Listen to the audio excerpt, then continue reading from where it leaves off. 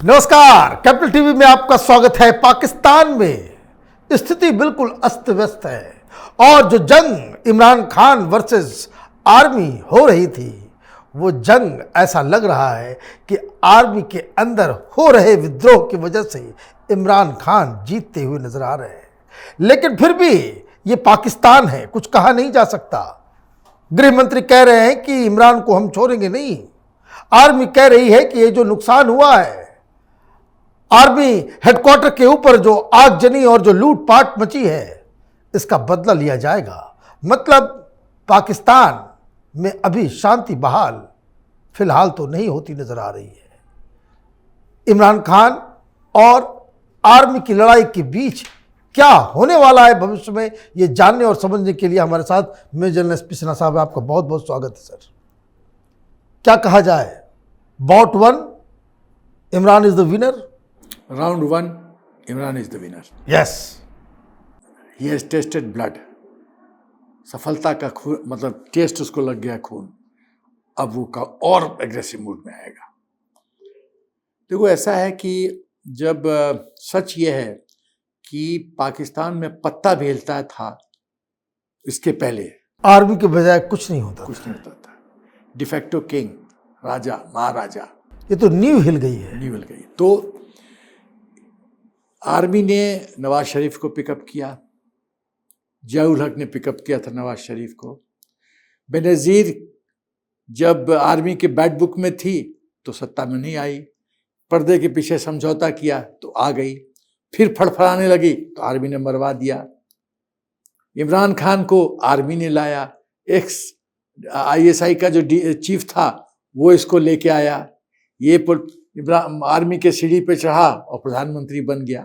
जब प्रधानमंत्री बन गया उस समय से खेल शुरू होता है। तो क्या क्या वो पॉइंट्स है जिसमें इमरान खान और आर्मी के बीच तलखियां बढ़ गई?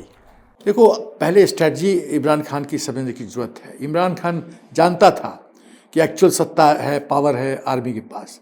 तो जब तक वो छवि नहीं बढ़ाएगा और पाकिस्तान आर्मी की छवि नहीं डाउन करेगा, तब तक वो पपेट रहेगा। तो वो तो क्रिकेटर रह चुका है ना, तो वो तो पपेट बनना नहीं चाहता था, वो तो टीम कैप्टन बनना चाहता था। तो उसने क्या किया कि पहले लोगों को सपना दिखाया, नया पाकिस्तान, पाकिस्तान मदीना, रियासत मदीना। तो वो सपना बेचा, सपनों का सौदागर, बीन बजाया और पाइट पाइपर ऑफ हेमलॉन की तरह सब चूहे पीछे हो गए। और जिनको पाइपर की कहानी नहीं मालूम होगा तो उसको कह सकते हैं केजरीवाल की तरह। तो क्या हुआ कि 1 साल 3 महीने लगातार वो अटैक करता रहा पाकिस्तान पे, आर्मी के ऊपर।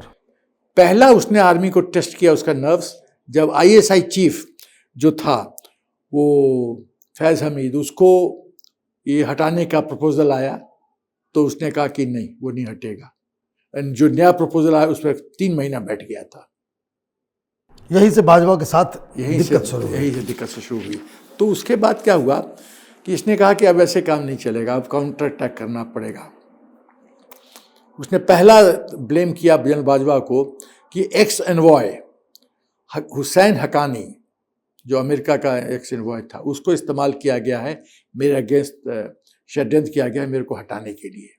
ये राष्ट्र के प्रति साजिश है। और असेंबली में जब भाई उसको मतलब पार्लियामेंट से हटाने की कोशिश हो रही थी, तो भी उसने नो कॉन्फिडेंस में मोशन फेस नहीं किया। वो तो कहता रहा मेरे खिलाफ षड्यंत्र हुआ। ये कॉन्स्पिरेसी थ्योरी जो है वो बेचने में, चूरन बेचने में सफल हो गया। तो लोगों को अपनी तरफ उसने अटैक करना शुरू किया। उसके बाद उसने कहा कि जब षड्यंत्र मैंने के बारे में कहा तो एस्टैब्लिश आर्मी ने मुझे कहा 3 ऑप्शन दिया। पहला रिजाइन करो, दूसरा कि नो कॉन्फिडेंस मोशन फेस करो, और तीसरा इलेक्शन। मैंने कहा मैं इलेक्शन फेस करूंगा, आपको जो करना करो, मैं रिजाइन नहीं करूंगा, और जो करना करो इलेक्शन फेस करूंगा। उसके बाद उसने कहा कि जनरल बाजवा को बदनाम किया कि वो रिस्पॉन्सिबल है मेरे आउस्टर के लिए, और सच अमेरिका के साथ साजिश करके उसने हटाया है। उसके बाद उसने कहना शुरू किया ये जो दहशतगर्दी है उसके पीछे वर्दी है, ये जो कुछ कुछ जो कैची स्लोगन्स होते हैं, मुहावरे ना, वो लोगों के मन में बस जाते हैं, और पीटीआई के हर एक वर्कर्स यही कहते हैं। उसके बाद मेजर जनरल फैजल नसीर, जो टॉप आईएएस मैन है, आईएएस का आदमी है, वो भी नवाज शरीफ का भी खास है, और उसको डर्टी हैरी भी कहा जाता है, वो इतना बदमाश और खतरनाक आदमी है। तो इमरान खान ने कहा कि उसने मेरे को मर्डर करने का उसने प्लान बनाया। उसके बाद जनरल मुनीर को वो ब्लेम करता है कि मेरे अरेस्ट के पीछे इसी का हाथ है, पूरी मिली भगत इसी की है।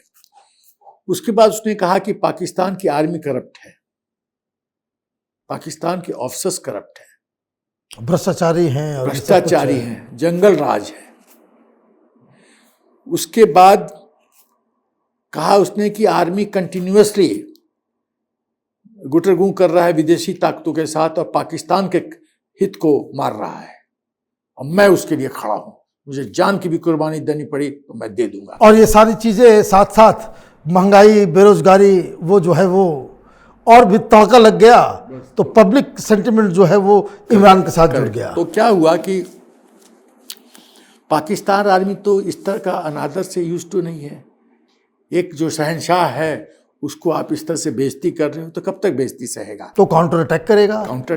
तो जनरल मुनीर ने कहा शाहबाज के साथ गुटरगू करके, भाई अब इसको सल्टाओ, अब ये has become too big for his boots, इसको थोड़ा सा औकात दिखाओ। तो क्या कैसे किया जाए? तो अलकादिर ट्रस्ट केस में और तोशाखाना में सच तो यह है कि दोनों केस में इमरान खान का भ्रष्टाचार जो है साबित होता है, सच ये सच है। लेकिन सच तो चलता नहीं है पाकिस्तान में। पाकिस्तान में तो सच कहीं नहीं चलता है, सच तो वही होता है जो आप जनता को कन्विंस करवा लें। करेक्ट। तो ये इन्होंने पकड़ा तोशखाना में इसको, अलकादिर में, ट्रस्ट केस में, और जानते थे कि पुलिस तो बुलडोज करके इसको अरेस्ट करेगी नहीं। तो पाकिस्तान रेंजर्स, कुछ लोग कहते हैं कि रेंजर्स तो मिनिस्ट्री ऑफ होम के है, तो उसमें आर्मी का क्या रोल है? ये सब भड़काने की कोशिश है। 1974 में रेंजर्स का गठन हुआ था। रेंजर्स को डायरेक्टली वो रिपोर्ट करती है आर्मी को? नहीं, इनडायरेक्टली। डायरेक्टली तो मिनिस्ट्री ऑफ होम के नीचे है। जैसे हमारा असम राइफल्स है, MHA के नीचे आता है। तो ये रेंजर्स भी तो मिनिस्टर इंटीरियर के नीचे आते हैं, बट ऑफिसर कैडर कौन है? आर्मी। वही मैं कह रहा था कि डायरेक्टली उसको आर्मी ही उसको चलाती है। तो यदि सब ऑफिसर्स आर्मी के हैं तो कौन हुक्म किसका मानेगा? जनरल मुनीर का मानेगा? या ऐसे भी defence of foreign affairs Pakistan army चलाती है। जो डिफेंस मिनिस्टर है वो है रबर स्टैम्प। तो अब मुझे ये बताइए कि क्या काउंटर अटैक हुआ? पॉइंटर्स। तो आर्मी ने इस तरह से काउंटर किया कि पहले तो इसको अरेस्ट किया रेंजर्स के माध्यम से, और उसके बाद हाई कोर्ट ने कहा कि पहले 15 मिनट में पेश करो IG को, नहीं तो 15 मिनट के बाद हम प्रधानमंत्री को समन करेंगे। तो पहला चीज़ तो ये हुआ। तो उस समय तो आर्मी जीत रही थी। उसके बाद आर्मी ने क्या किया कि इसके जो पुराने मिनिस्टर्स थे, जो बहुत उछल के डिफेंस, सबको गिरफ्तार किया। Shah Mahmood Qureshi arrest, Asad Umar arrest, Fawad Chaudhry arrest, Ijaz Chaudhry arrest, Mohammad Ali Khan arrest, Khalid Khurshid arrest, Mazari arrest. Imran Khan तो अरेस्ट था ही था। तो इन लोग को अरेस्ट करवाया। उसके बाद PTI के वर्कर्स जो थे, करीब उनकी रेंजर्स के द्वारा खूब पिटाई की गई, पिटाई हुई है, मौत भी हुई है। हाँ, और 493 PTI के वर्कर्स को अरेस्ट कर दिया। अभी जेल के अंदर ही है। जेल के अंदर है। अब मुझे एक बात बताइए, एक वही नहीं, जान के आपको ताज्जुब हुआ कि पाकिस्तान कैसे चलता है। हाई कोर्ट का CCTV है जिसमें दिखाया जा रहा था कि रेंजर्स इसको धक्कम धुक्की कर ड्रैग करके ले गए हैं, वो CCTV गायब है। ये प्रोटेस्ट करने मैंने कोर्ट में पेश करने लायक सबूत नहीं बचा है। हाँ, हमने तो ड्रैग किया ही नहीं, सबूत दिखाइए ना। CCTV का कवरेज गायब है, CCTV फुटेज गायब। यह है पाकिस्तान। अब मुझे ये बताइए कि किस तरीके से कोर्ट के अंदर ये लड़ाई इमरान खान जीते? अब इमरान खान बहुत धूर्त है। वो समझ गया आर्मी से जीतना है तो बैटल ऑफ जुडिशरी जीतना पड़ेगा। यही वो खेल खेला है जिसमें वो सफल हो गया है। जब वो पहले तो सुप्रीम कोर्ट को कैसे इन्फिल्ट्रेट किया है, उसके जितने पीटीआई के कैडर्स हैं, जब वो प्रधानमंत्री था तो सुप्रीम कोर्ट में इन्फिल्ट्रेट कर गया पूरे जजेस में। मैक्सिमम रिश्तेदार हैं पीटीआई वर्कर्स के, रिलेटिव्स हैं, रिश्तेदार हैं, मतलब जान पहचान के पूरे जजेस जो है अपने ढंग से उसने अपने लोगों को बिठा दिया। बस अपनी टीम है, अपनी टीम है। क्यों अपनी टीम है कि जब इमरान खान सुप्रीम कोर्ट में आता है तो सुप्रीम कोर्ट का चीफ जस्टिस कहता है आपको देख कर अच्छा लगा। अहो भाग्य कि आप हमारे सामने आए, अच्छा लग रहा है। और जो मुस्लिम में विश करते हैं वो उर्दू वर्ड करके वो विश किया गया और कहा गया कि ये जो अरेस्ट था वो इलीगल था और हाई कोर्ट सुनेगी और बेल की एप्लीकेशन सुनेगी। ये इलीगल था, इलीगल तो हिंट हर हाई कोर्ट को हिंट मिल गया है कि सुप्रीम कोर्ट का राय इलीगल मतलब हमको बेल देना पड़ेगा, सबको बेल देना पड़ेगा। उसके बाद क्या चीफ जस्टिस ने कहा मेरी खुशकिस्मती है कि आप मेरे सामने खड़े हैं। उसके बाद कहा कि आपको जेल में कहीं नहीं रखना होगा, पुलिस गेस्ट हाउस में सरकार रखेगी और पुलिस गेस्ट हाउस में 10 से 15 लोग आपके मिलने आ सकते हैं। और कहा जाता है कि इमरान खान को कुछ खास चीज़ खाने का आदत है, वो नहीं मिलने से वो तड़पने लगता है। तो 10-15 लोग आएंगे। अब वो फ़ोन करके कि सबको इमरान बोल रहा है कि आओ भाई मिलो, तो पार्टी चल रहा है, शराब फ्लो कर रहा है, मज़े हो रहे हैं। और इमरान खान इस इंसिडेंट के बाद सुपर हीरो हो गया है क्योंकि जुडिशरी के माध्यम से उसने पाकिस्तान आर्मी को। अब मुझे एक बात बताइए कि अब फ्यूचर में क्या है? फ्यूचर में मुझे लगता है कि सिनेरियो 1 और सिनेरियो 2। सिनेरियो 1 ये है कि इमरान खान जुडिशरी का मदद लेके, अभी जुडिशरी सुप्रीम कोर्ट ने एक और बात क्या कहा वो भी सुन लो। सुप्रीम कोर्ट ने कहा है कि जितने इसके 100 केसेस हैं सब से इसको बरी किया जाता है। बरी किया जाता है, ऐसा कभी सुना है? पूरा 100 केसेस एक सेंटेंस में खत्म, इस पर कोई अरेस्ट नहीं हो सकता, सब केस खत्म। तो एक तो क्लीन चिट मिल गया, पूरा सब उसके पाप धुल गए। अब सवाल यह है कि जब तक जुडिशरी की बात लोग सुनेंगे, वो रिलेवेंट है, तब तक इमरान खान का बल्ले बल्ले है। लेकिन जब जुडिशरी को घेरा जाएगा पाकिस्तान आर्मी के द्वारा, थ्रेटन किया जाएगा और judiciary under pressure Imran Khan से दूरी बनाएगी, तो इमरान खान का क्या होगा? प्रश्न ये है।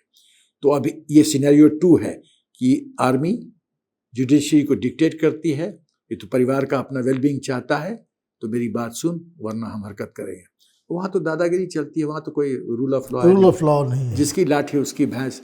तो सवाल ये पैदा होता है कि जुडिशरी जीतेगी। मेन बैटल अभी है जुडिशरी वर्सेस आर्मी। जुडिशरी जीतेगी कि आर्मी जीतेगी? मतलब आप देखिए कि कितना शातिर व्यक्ति है, देश को तो उसने खत्म कर दिया एकदम। लेकिन मैं बताता हूं आर्मी के जीतने के चांस क्यों कम है। मेजर आदिल राजा एक रिटायर्ड बंदा है, पाकिस्तान का आर्मी ऑफिसर, लंदन रहता है। उसने कहा है कि पाकिस्तान आर्मी डिवाइडेड लॉट है, एक नहीं है। इसके पहले पाकिस्तान आर्मी एक था। इमरान खान फैक्टर के तहत अब पाकिस्तान में आर्मी डिवाइड हो चुकी है, पंजाबी अलग हैं। और उसका सबूत क्या है? हाँ, सोल्जर्स ने सिविलियंस पे फायर करने से मना कर दिया, हम नहीं फायर करेंगे। आर्मी में कभी सुने हो इस तरह की बात? क्या ऑर्डर को मिले और उसके बाद आप उसको तामील ना करें? तब जालियानवाला बाग में ट्रेजेडी में लोगों ने फायर किया ना अपने लोगों पे। तो आर्मी में यदि सोल्जर्स कहता मैं नहीं फायर करूंगा, ये तो रिवोल्ट है। उसके बाद GOC 4 कोर उसको सैक कर दिया जाता है। DGNAB नेशनल अकाउंटेबिलिटी ब्यूरो, जिसके तहत इमरान खान को अरेस्ट किया गया, उसको सैक कर दिया जाता है। तो सबसे बड़ा खतरा है कि जनरल मुनीर जान रहा है कि पाकिस्तान, हमारी आर्मी डिवाइडेड है, कौन कोर कमांडर साथ दे देगा इमरान खान का पता नहीं। और GOC 4 कोर जो था, जिसके घर में ये हुआ वारदात, वो तो घर में था ही नहीं। आप देखो इतना वीडियो है, लोग आ रहे हैं, लाठी मार रहे हैं, फ्रिज खोल रहे हैं, निकाल रहे हैं, कहीं आपको नहीं घर में था भी तो आप क्या कर लेंगे? क्या कर लेंगे? तो सिंध से बाहर था, एक सिपाही नहीं। तो भाई हम तो तेजपुर में नौकरी कर चुके हैं, कोर कमांडर नाम नहीं लूंगा, कौन सा कोर वहाँ पे है। तो हम तो वो एक बार गए थे किसी काम से, कोर कमांडर ने बुलाया था तो मिलने गए थे। इतना स्ट्रिक्ट प्रोटोकॉल है, आप कौन है, आई कार्ड दिखाइए, फिर एडीसी आएगा, yes sir, who are you sir, meeting है मेरा, आई बीन कॉल्ड। इतना चेक्स एंड बैलेंसेस है, जवान है, गार्ड है। कहाँ गया वो सब GOC4 कोर का, कहाँ गया गार्ड, कहाँ गया ट्रुप्स, कहाँ गया वो जो बैरियर है, कहाँ गया? सब भाग गए, सब भाग गए, कोई नहीं था।